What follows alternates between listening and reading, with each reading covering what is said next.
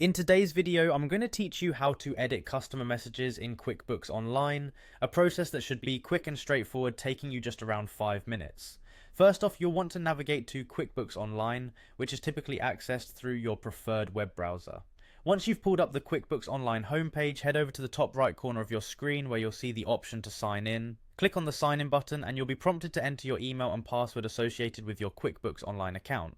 It's essential to ensure you type in the correct details to gain access smoothly. After keying in your credentials, click on the sign in button once more and this will take you directly into your account.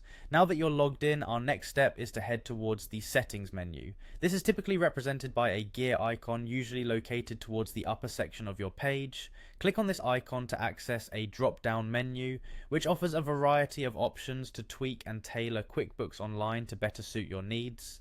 From this menu, you'll want to select Account and Settings, which will open up a new section catered to various aspects of your account configuration. Once in the settings area, look for the tab labeled Sales. Clicking on this tab will lead you deeper into settings concerning the sales aspect of your business operations in QuickBooks. Within the Sales section, you should see an option for Messages.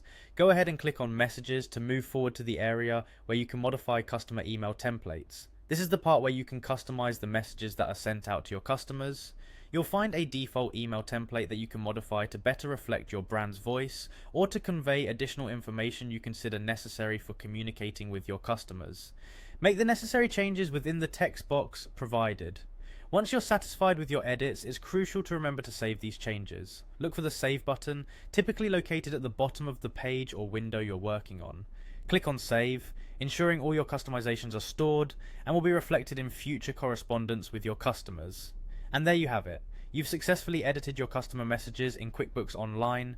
With this knowledge, you can now ensure all your outgoing communications are consistent with your brand's image and messaging strategy.